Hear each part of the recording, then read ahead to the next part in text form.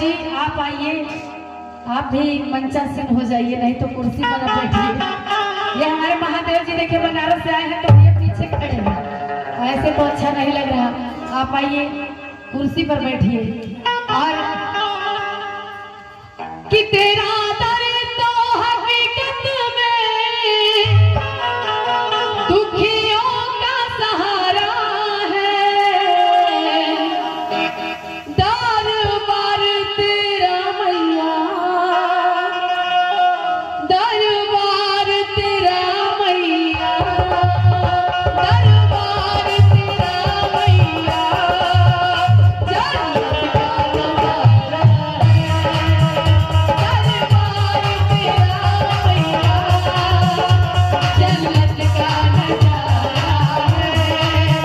ओ तेरा दर तो हकीकत में दुखियों का सहारा है, तेरा दर तो हकीकत में दुखियों का सहारा है, दरबार तेरा मैया, दरबार तेरा मैया, जन्नत का नजारा है, दरबार तेरा मैया, जन्नत का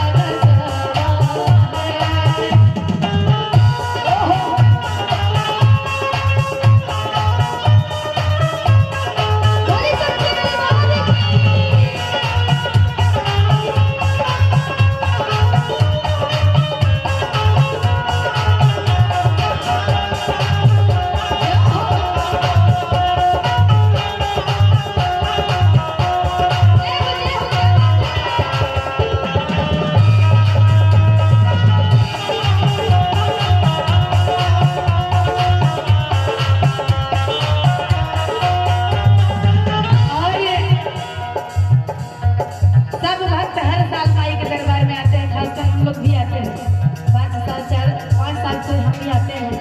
तो इसी भाव से हम लोग कहते हैं कैसे भैया कि हर साल आई भैया और तोहरी मंदिरिया हो, कि हर साल आई भैया तोहरी मंदिरिया हो, कब अइबू हमारो बकरिया भैया जगतारानी, कब अइबू हमारो बकरिया भैया जगतारानी। हर साल आई भैया तोहरी मंदिरिया हो, हर साल आई भैया तोहरी मंदिरिया हो, कब अइबू हमारो बकरिया भैया जगतारानी, कब अइबू हमारो बकरिया भैया जगतारानी।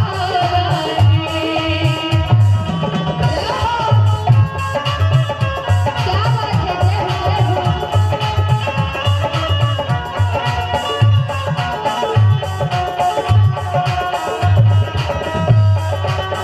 गोविंद दरबार की जय हो।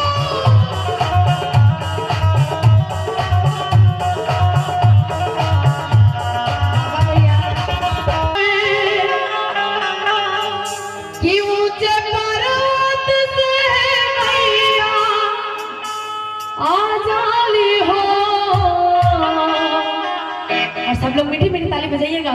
आ जाली आ जाली आ जाली हो, आ जाली आ जाली आ जाली हो, आ जाली आ जाली आ जाली हो, आ जाली आ जाली आ जाली हो।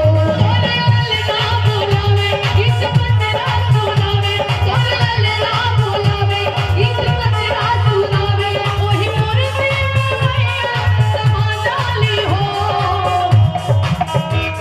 ये भक्ति का रंग है भैया, समा जाली हो, आ जाली आ जाली आ जाली हो, आ जाली आ जाली आ जाली हो, आ जाली आ जाली आ जाली हो, आ जाली आ जाली आ जाली हो। सोने वाले ना बुलावे किस्मत ना सुनावे, सोने वाले ना बुलावे किस्मत ना सुनावे, ओही मूर्ति में मैया समा जाली हो।